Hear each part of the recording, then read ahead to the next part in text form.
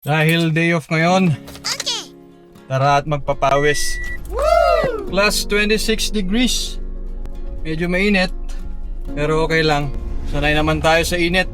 Laking Pilipinas. Naglalaro kahit tirik ang araw. Minsan wala pang ang sapatos.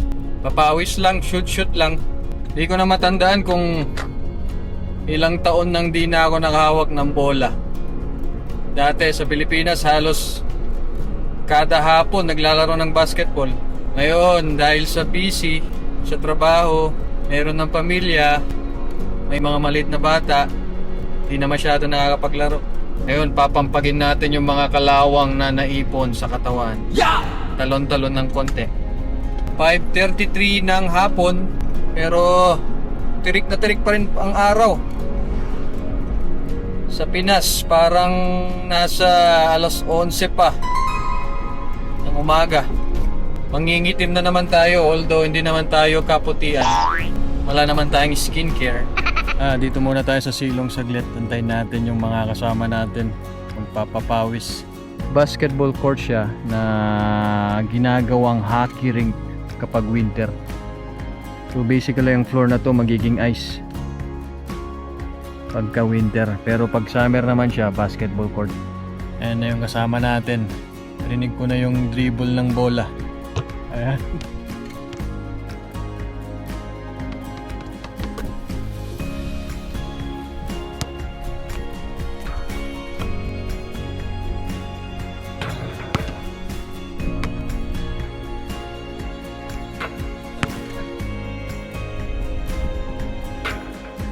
Pumunta yung bola sa labas.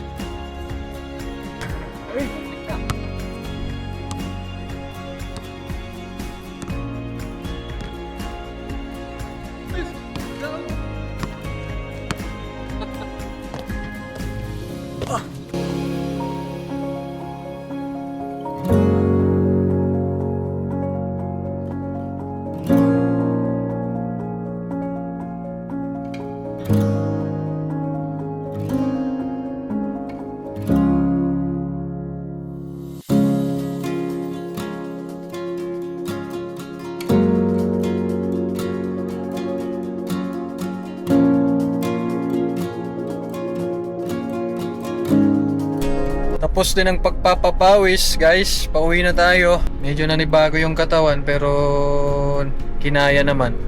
Nakapagpapawis na maayos. So ulitin ulit.